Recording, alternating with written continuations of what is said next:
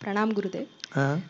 गुरुदेव, मैंने एक वैदिक विवाह में आज ये देखा कि वरमाला से पहले पंडित जी बहुत बार सावधान सावधान कहा।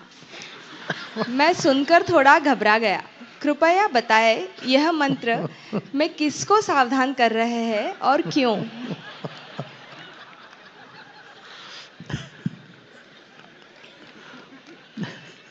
भाई वो तो अपने आप में वो पर्याप्त है। सावधान रहो भाई। हर चीज में सावधान रहो। अब देखो, तुम्हारी जीवन की चाबी तुम्हारे हाथ में नहीं है, किसी और के हाथ में है। तो वही तो बोल रहे हैं, सावधान। दोनों को बोल रहे हैं, एक को नहीं। पति को बोल रहे हैं तुम सावधान रहो, पत्नी को बोल रहे तुम सावधान रहो। अपने मनमानी नहीं कर सकते हो। अभी जो भी करना साथ में करना है, मिलके करना है। चाहे धर्म का काम हो या दूसरी कोई भी इच्छा हो, कामनाएं हो या अर्थ हो, सब साथ में हो। यही तो है। धार्मिक काम में भी साथ में रहो बोलते हैं। फिर मन की इच्छाएं कामनाएं हो, तुमको लगे तुम्हें गोवा जाना है और तुम्हारे पत्नी को लगे या पति को लगे हमें पूरी जाना है, तो मुश्किल हो जाएगा। तो हनीमून कहाँ जाना है? दोनों मिलके तो करना, निश्चित करना पड़ेगा।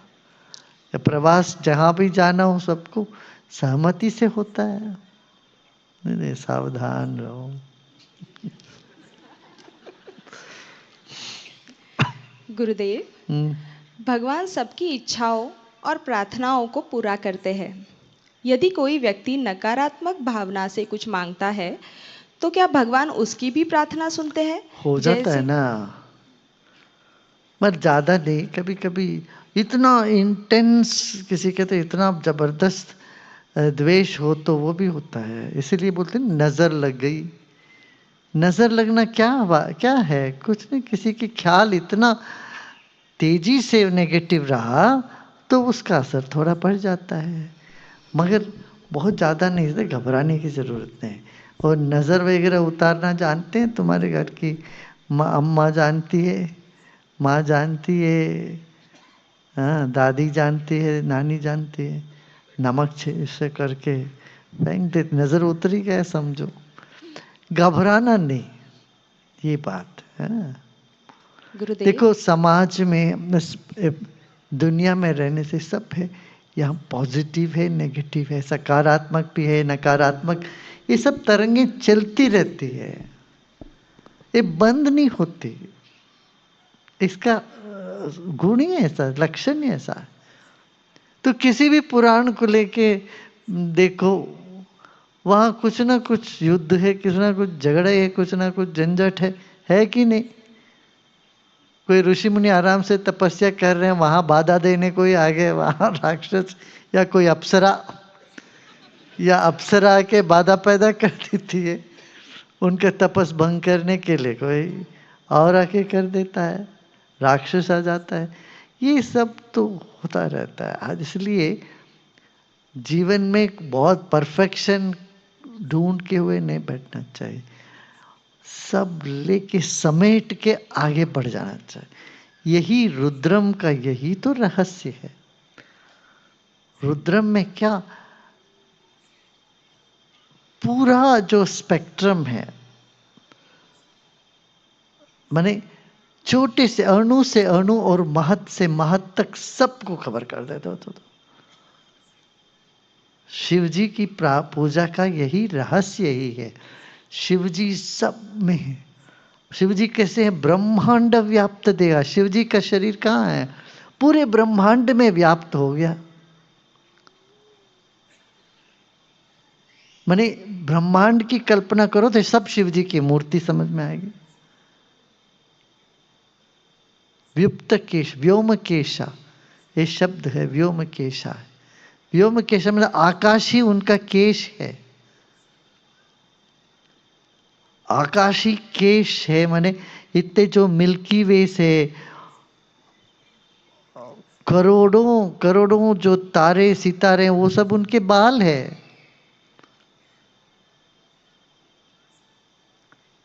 ये बात है। तो शिव जी की मूर्ति की पूजा नहीं होती है, सिर्फ नटराज की पूजा होती है, वो सिर्फ साल में एक बार होती है, या कुछ लोग 6 बार करते हैं, बट अक्सर पूजा तो होती शिवलिंग की।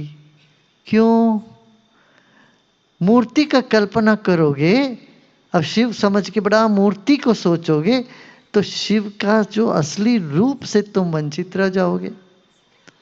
अब शिव सोचने से बड़ा मूर्ति नजर आने लग जाए तो हम उनके अनुभूति से वंचित रह जाएंगे। अनुभूति क्या है? पूरा ब्रह्मांड शिव है, शिवमय है, सब कुछ शिव है। वहाँ सांप भी शिव का अंग है, गाय भी शिव का अंग है, बैल भी शिव का अंग है, मोर भी है और चूहा भी, सब कुछ शिव में है।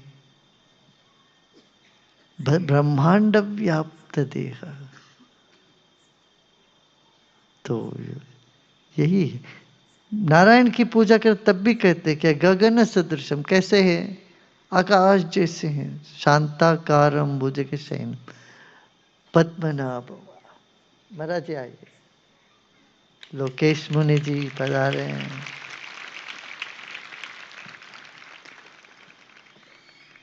शांताकारम भुजग शयनम पद्मनाभम सुरेशम विश्वाधारम गगन सदृशम। विष्णु कैसे हैं? आकाश जैसे हैं। आकाश का कोई रूप है क्या? बताओ, आकाश का कोई रूप है? मूर्ति शुरुआत के लिए, मूर्ति से फिर शालिग्राम में आते हैं, शालिग्राम से और मंत्र में आ जाते हैं, मंत्र से अपना चित स्वरूप चैतन्य में आ जाते हैं। ये प्रक्रिया है। जैसे जैसे साधक अपने साधना में बढ़ता है, पहले तो मूर्ति, क्यों? मूर्ति से भाव जगता है।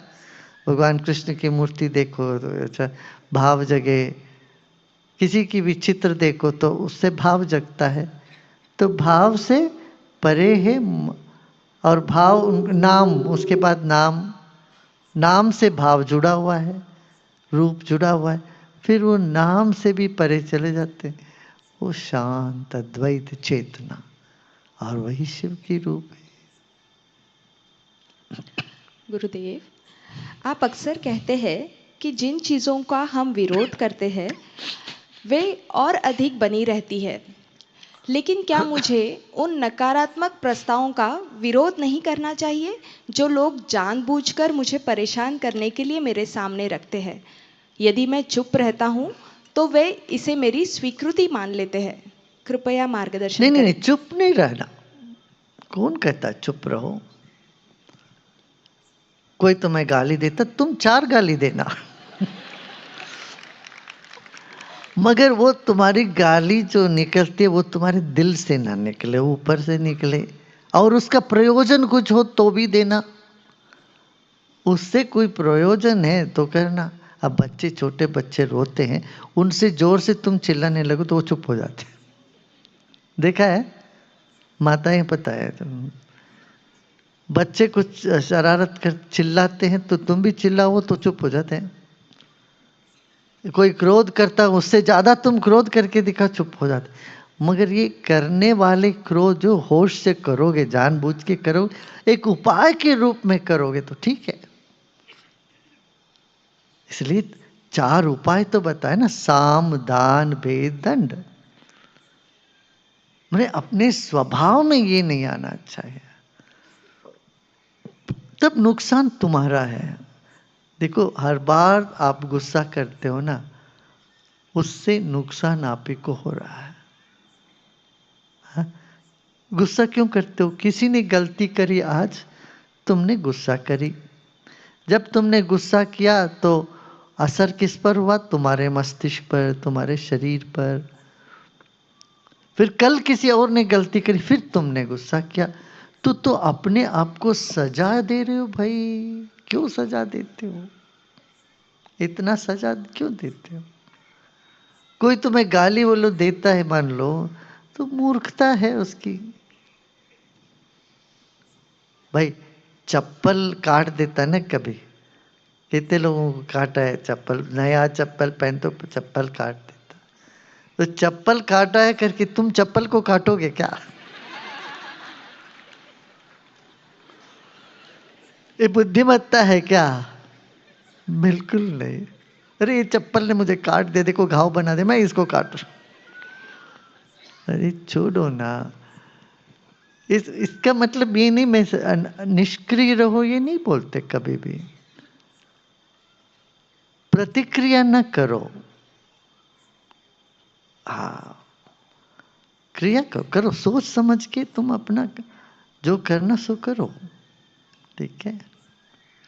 गुरुदेव। अच्छा, वो क्या सोचते हैं ये मत तुम सोच के, वो सोचने दो, तुम बेवकूफ है, क्या फर्क पड़ जाए। तुम्हें अपना क्या करना जो करो, तुम अपना देखो ना उद्धार। अरे ये हमको कमजोर सोचेंगे, सोचने दो, क्या कमजोर हो, उनके सोचने से तुम कमजोर थोड़े ना हो जाते हो। और उनको दिखाना क्या है, दिखाओगी तो भी क्या समझेंगे क्या वो, उल्टा तुमको ही बोलेंगे, तो देखो ये कैसा कर रहे। कई बार लोग तुमको नोचते रहेंगे ताकि तुम कुछ गलत करो, ताकि फिर वो उस पर सवार हो जाएंगे। नहीं तो जो उन्होंने गलती करी उसका वो चुभता रहता है उनके भीतर, आत्मग्लानि होती रहती है। तुम यदि चुप रहते हो तो अब वो वेट कर रहे हैं तुम भी कोई गलती करो, तो उनके लिए आराम हो जाता है।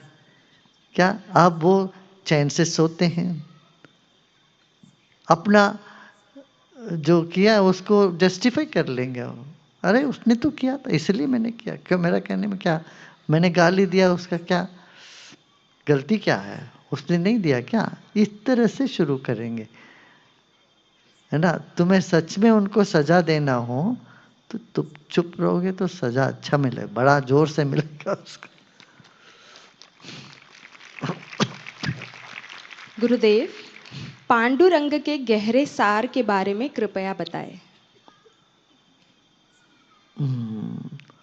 भाई ये सब पांडुरंग है, हम सब पांडुरंगी है। पांडु माने क्या, पांच। ये ब्रह्मांड में पांच तत्वों से बना जो ब्रह्मांड है, इसकी पांडु रंग है। इस रंग में रो रहने वाले पांडुरंग है। हाँ, ये पंचभूत में रहने वाले जो आत्मा है वही पांडुरंग है। विठल का भी यही अर्थ है। ठल माने जो चलता है, विठल माने जो चलता है, स्थिर है। और विठल माने जो विशेष रूप से चलता है, दोनों है। हमारे भीतर आत्मा है, वो आत्मा चलती भी, आत्मा ही तो चलाती है सब कुछ। आत्मा नहीं तो शरीर कहाँ चल सकती है, मुर्दा नहीं चलता है ना, चलता तो शरीर। अच्छा शरीर चल जाता है क्या, नहीं, शरीर के भीतर जो आत्मा है वही चलाता है। ऐसे ही जो अटल है उसी को विठल बोलते हैं।